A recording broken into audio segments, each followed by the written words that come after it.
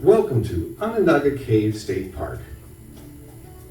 This 1,300-acre state park, managed by the Missouri Department of Natural Resources, offers a wide variety of recreational and educational opportunities for all ages. Take time to explore the visitor center's interpretive exhibits and gift shop. Talk with a tour guide or park naturalist. Hike one of the park's nature trails. Or take a float trip down the Merrimack River. Swimming, fishing, and canoeing on the river are favorite pastimes. The park has a campground, offering both basic and electric sites, as well as sites for picnicking. There are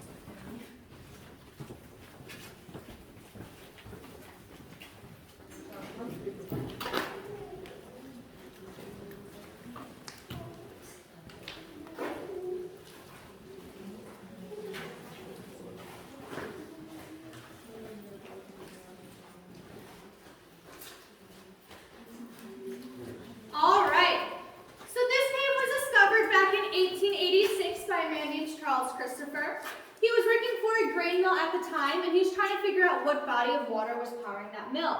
So he was walking along this pond's edge when he felt a very cold air coming out from underneath some rocks. So for some reason he thought, I should go in that hole.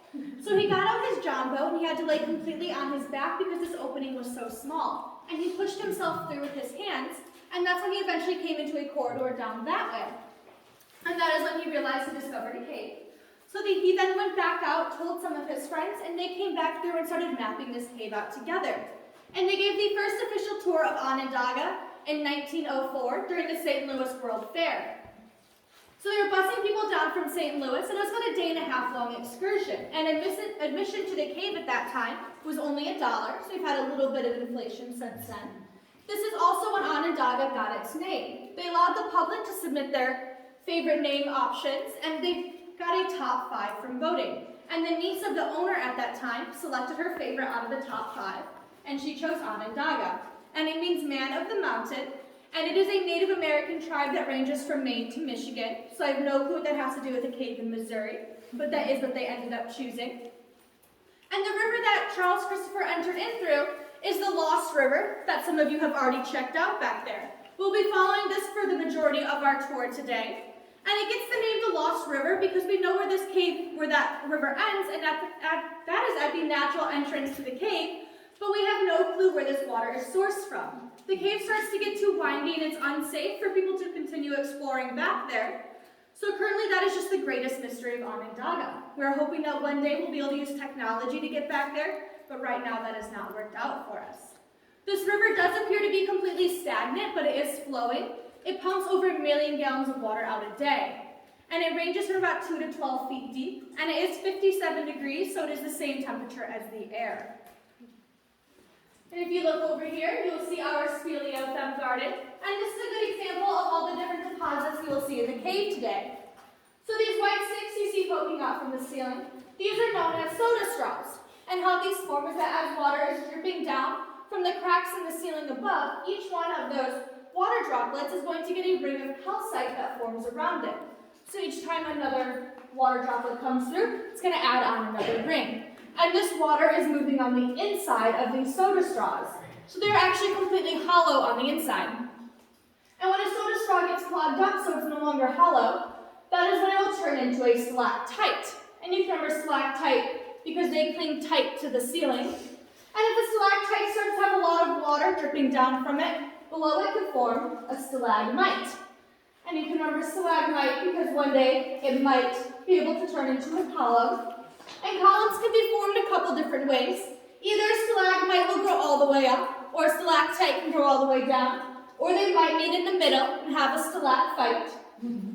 But the technical term for it is a column, and this is an example of a a drip formation because it is just formed from the water dripping down from above.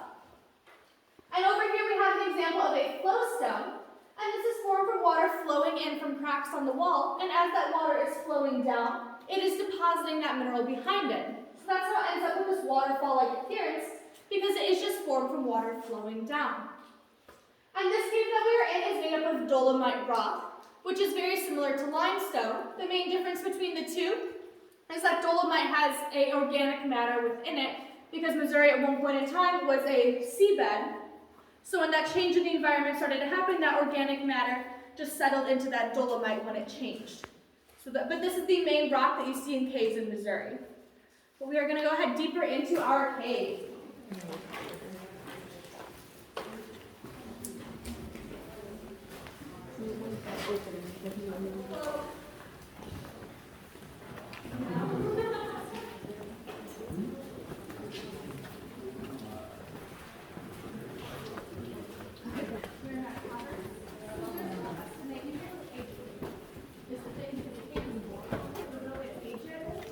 But we discovered it in 1886.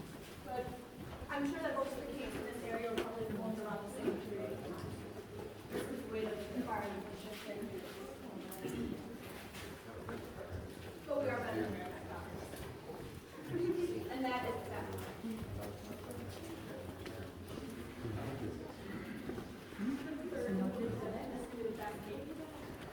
You have a little bit of a low spot up here.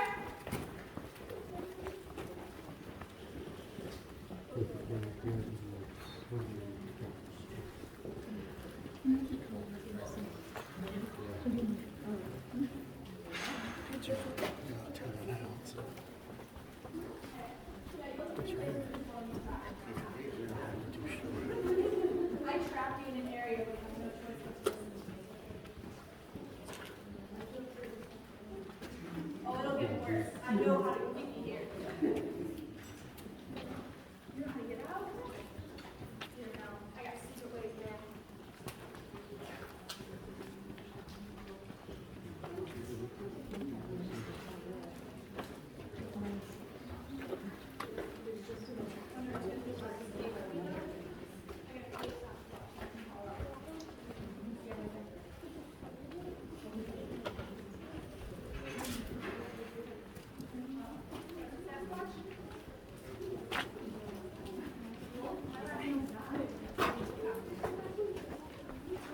Over here we have our bear pit.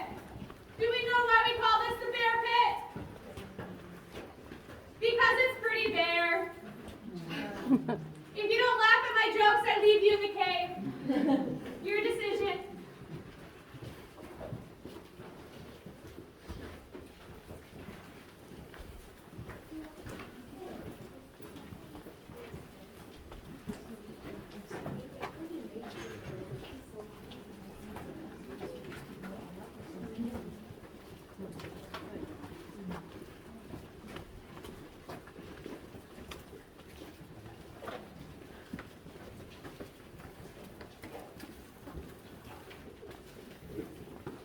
We're gonna have another low section up here.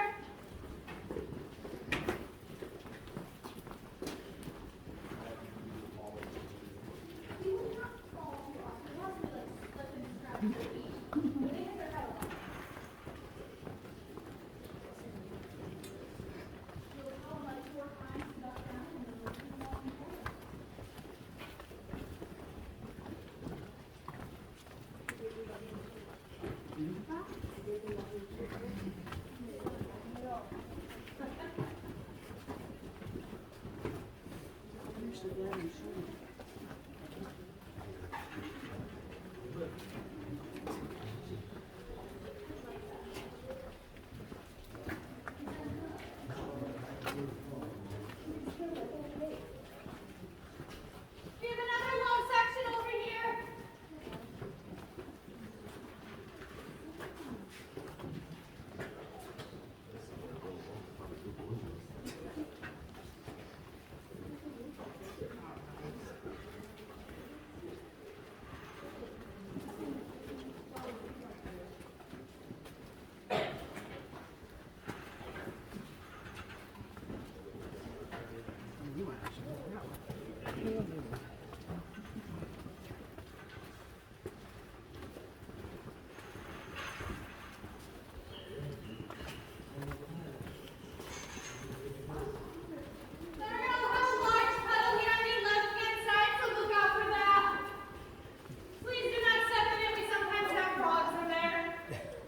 Oh.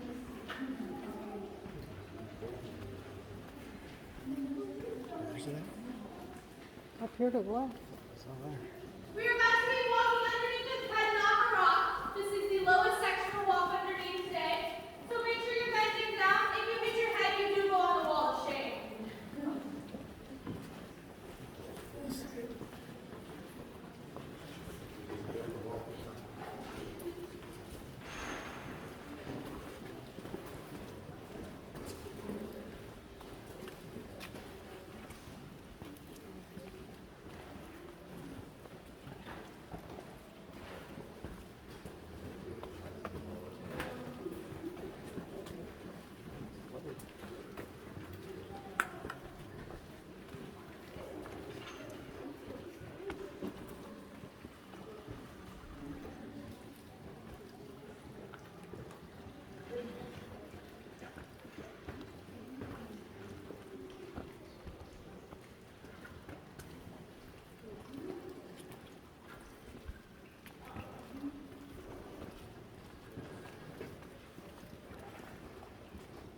Just got dripped on. Earlier. Cool you off. It's 57 degrees in here. Feels nice in here.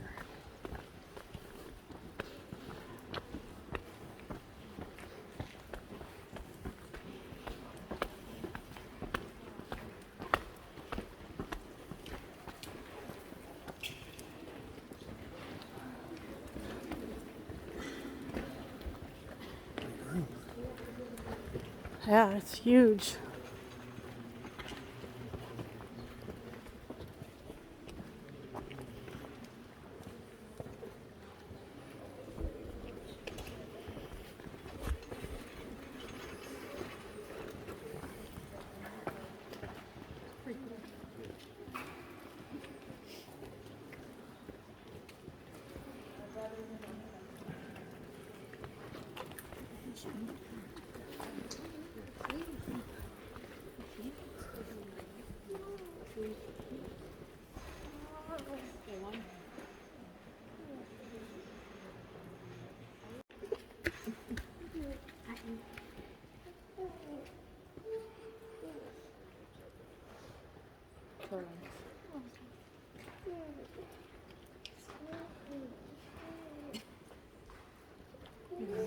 Look at this one. Alright, so over here we have our twins. And you can tell they are not identical, they are fraternal. And you'll see how this one has this nice glossy appearance to it. That is because it is still active. So its parent stalactite above has been continuing to drip water down, and that's what's allowing it to grow. You can actually see where that water is hitting right on top of the stalagmite. And this is currently about 14 feet tall. You'll see the other twin over here has this duller appearance to it, and that is because it is currently dormant. Its parent stalactite has been a little bit neglectful. So until it starts dripping water down, it will stay dormant, but it does have the ability to reactivate at any point in time. And if you look over here, you can see the twins' ugly cousin. And this is a good example of all the different minerals that we have in the cave. So the red you see is iron, the black is manganese, and the white is calcite. And you can see those marbled really well here on the wall also. And if you look up here, you'll see this line of stalactites that goes all the way back this way. And this is known as the lifeline of the cave. And this is potentially where the first crack into here was, where it was first starting to be carved out. So this is a hypothesis, but it's a really good estimate that we could get into how this cave was starting to be formed. It's really hard to date things in a cave, so we have to take everything we can get for that. The only things that we've been able to date in the cave have been the twins. So we took them out to dinner, we had some wine, and that's when we found out they're about 500,000 years old. So it's a really complicated and expensive process to date deposits because there's not that technical carbon dating that you can do, it has to be isotopic, which is very expensive, so it's really rare that we're even able to get one deposit done. And another way you can tell how your cave was formed out is by how high the ceilings are. You can see this room is very large, and it was very creatively named the Big Room, which is also very accurate. So it's about 65 feet from where we're standing up to the ceiling. You can actually fit a whole football field in here with the bleachers. This is the second largest room in a cave in Missouri. The only other cave that has this feat is Marble Cave down in Branson. But if you look up at the ceiling, you can see these rings that are up on top. And this is where there was most likely a whirlpool in this room for a very long period of time. So most likely in the rooms with very large ceilings, that means that water spent more time in here to carve it out. So in an intersection of a cave that has lower ceilings, that means that water flushed through there very quickly, and it did not spend a lot of time. So we know that in here, water spent probably thousands of years in here. So that's just something to look out for to let you know how the areas around you were formed. We're going to put our twins back to sleep.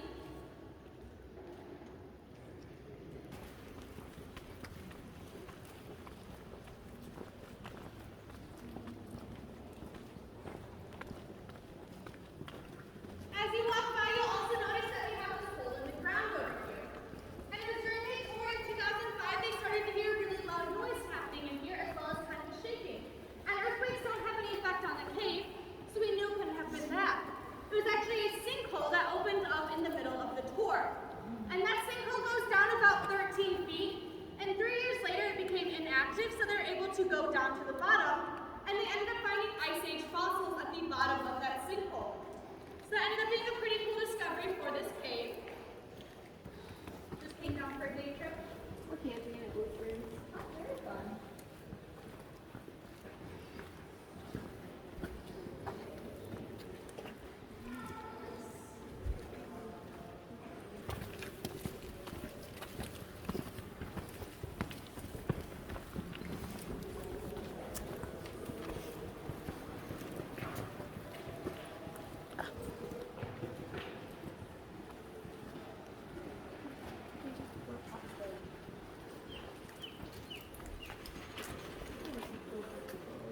I hear 55 feet.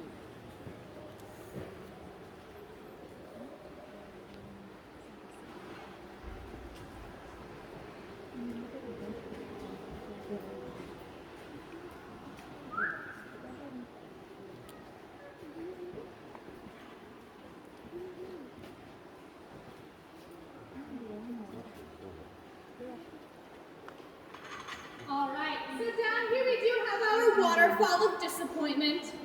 It is only about 6 inches tall, and it is not natural. This is a man-made waterfall. Lester Dill, the most recent private owner, he went ahead and put this in to prove that this river is flowing, since it does appear to be stagnant. He also liked to show off the great acoustics in this room, which it does work because it makes it sound like you're walking up on a much larger waterfall. And then right back this way is when we start to lose that lost river, when it becomes unsafe for people to continue exploring back there. But if we look right above our lost river, we can see the King's Canopy, and this is our largest example of flowstone in the cave. And it is completely dormant. It would need a significant amount of water to start flowing on it again to reactivate it. But at one point in time, it was completely attached to the wall behind it. And how it became separated is because there was clay that was the attachment from where it is to all the way to the river. So as this lost river flows by, it would wash clay out each time, which eventually carved out this canopy-like appearance underneath the king. Later in the tour, we will walk near the underneath of it, and you can see how it is just hanging unsupported. But if you look right on top of the king, you can see this concrete platform. And this is where they used to actually perform weddings in the cave. You can also see there are no railings. So that might not have been the safest place to be getting married. We still have weddings in the cave, but we do them over by the twins instead, where it's a little bit safer for people. But we are going to go check out our carrot room next.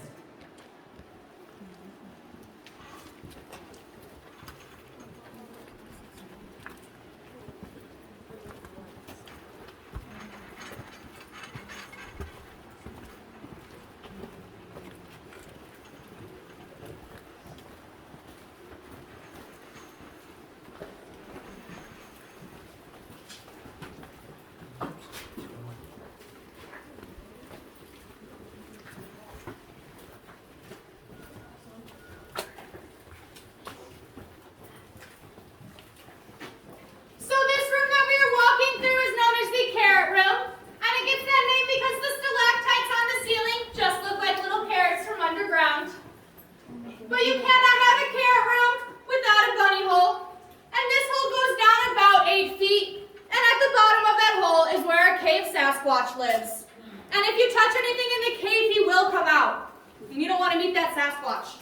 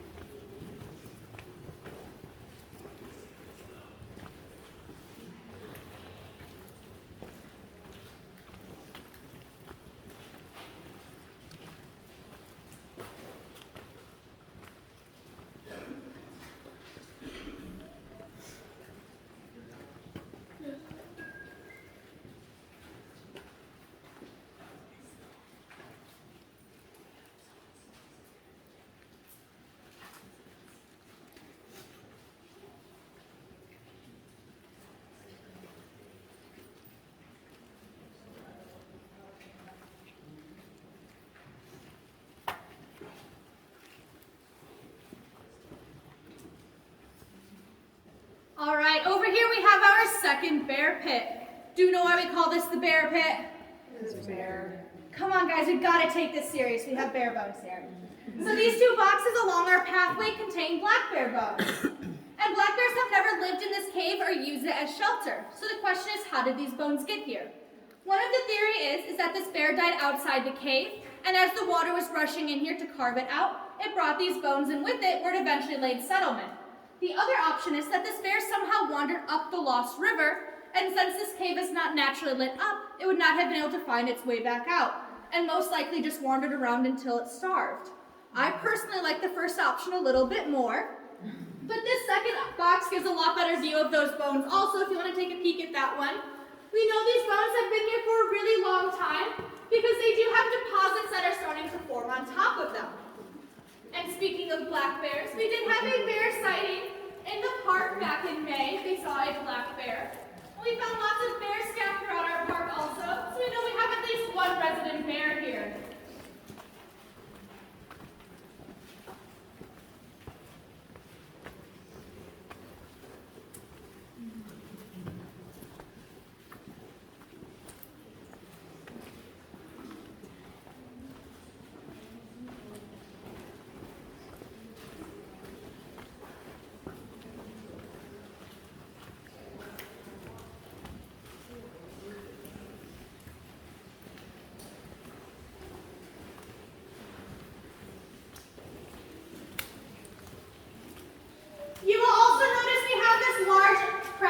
Wall over here.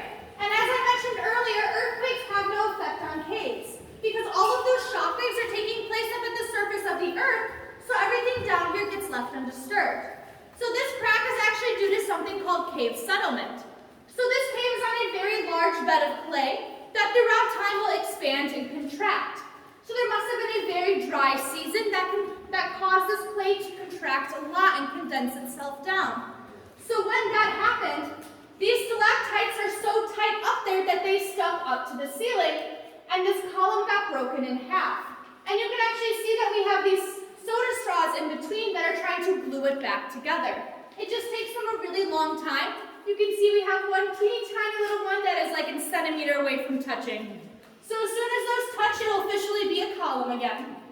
And this is really common to happen. Majority of caves will settle at some point in time. Cave moss.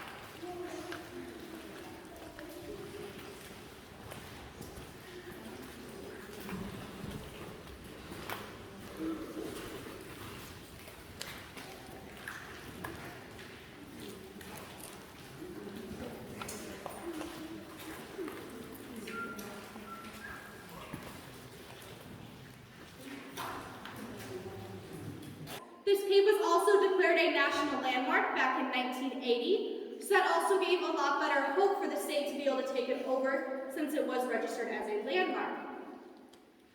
And this, before it was known as the Rock of Ages in this room, it was once known as the Ballroom. And that is because during Prohibition, people would sneak back here to escape the laws as well as the Missouri heat, and they would have their parties in here.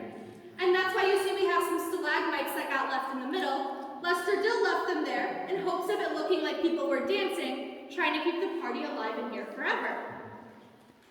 You're also probably wondering, I'm in a cave, why have I not seen a bat yet?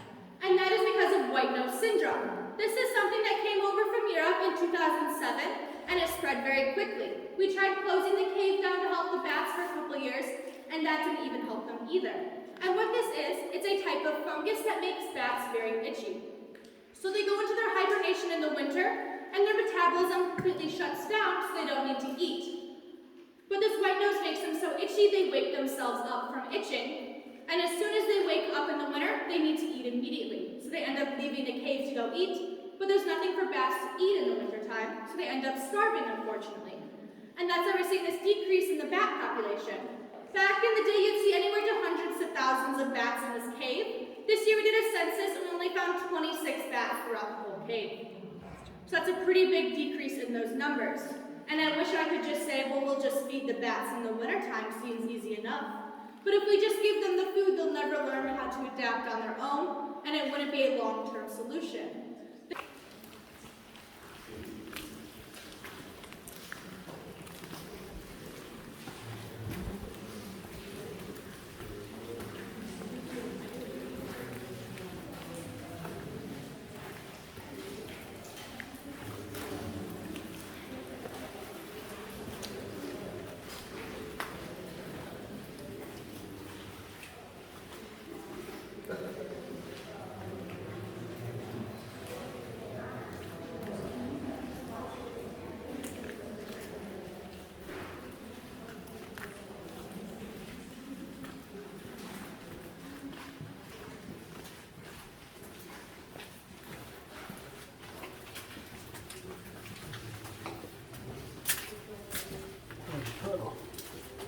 Stepping down on the way here.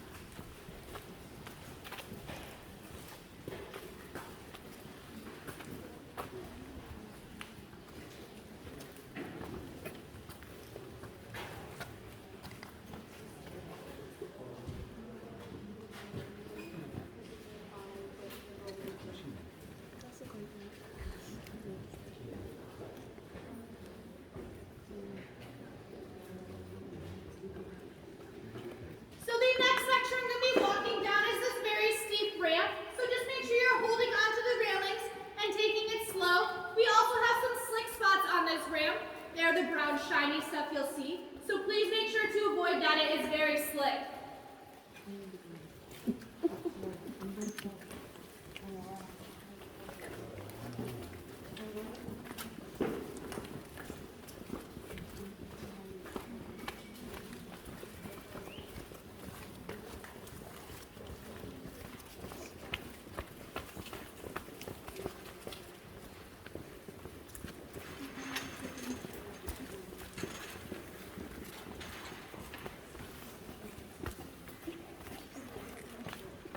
Out. This was once a wooden bridge that was attached from here to all the way up there where we just were. And this was known as the Daniel Boone Bridge, and Daniel Boone was never in this cave. But that was a nice story they liked to make up to entice people to come in here. When it was privately owned, they said that Daniel Boone is actually the one who discovered the cave, and he found it because he was chasing a bear, and he ran in here and he fought that bear to death, and that's where those black bear bones came from. Really fun story, but Daniel Boone would have been about 87 years old when this cave was discovered, so I don't think it was very likely for that to be happening. But when this was up, it held the world record for the largest wooden bridge in a cave, so a very specific world record was held here. And when it was up, your tour guide would actually swing that bridge back and forth as you walked across it, so thankfully I'm a little bit nicer than that. And they ended up taking this bridge down because due to the high humidity in the cave, it was deteriorating so quickly, and it was really unsafe to have it up. And there is no human history in this cave prior to its being discovered, because all of the natural entrances are either too small or completely waterlogged. There was no way for anybody to know it was here. The only reason Charles Christopher ended up finding it because there was an extreme drought that year that lowered the water to the natural entrance so much it exposed it.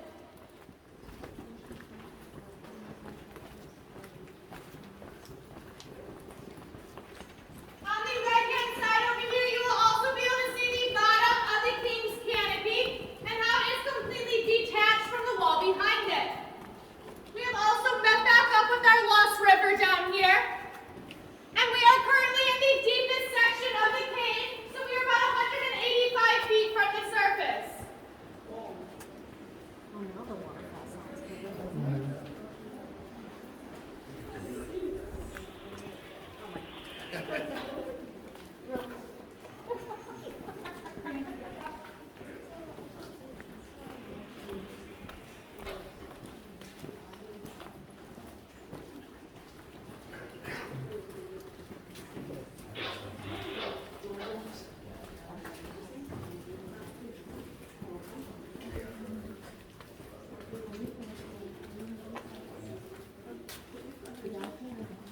Did you need something, Lily?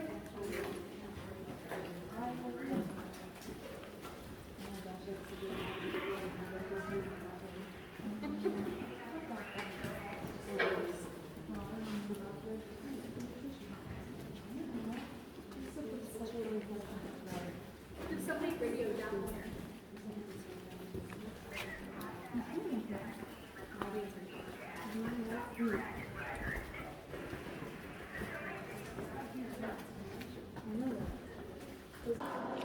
And the Queen's Canopy is our second largest flowstone in the cave, and it is currently about 40 feet tall, and it is still active. So as long as that water is continue to flow down, it will continue to grow. People sometimes ask if we'll end up switching the name of the King and Queen if the Queen does get larger. And we will not. We're going to have some girl power down here in Onondaga.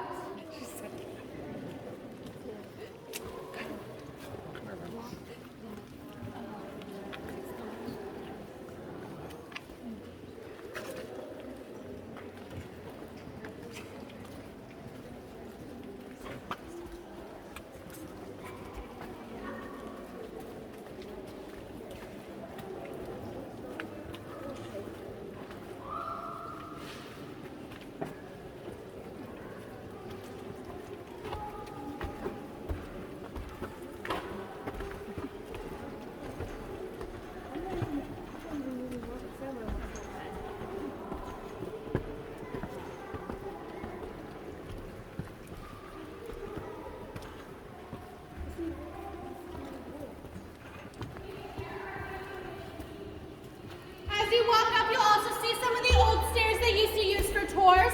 Looking at those stairs makes you a lot more thankful for the ramps.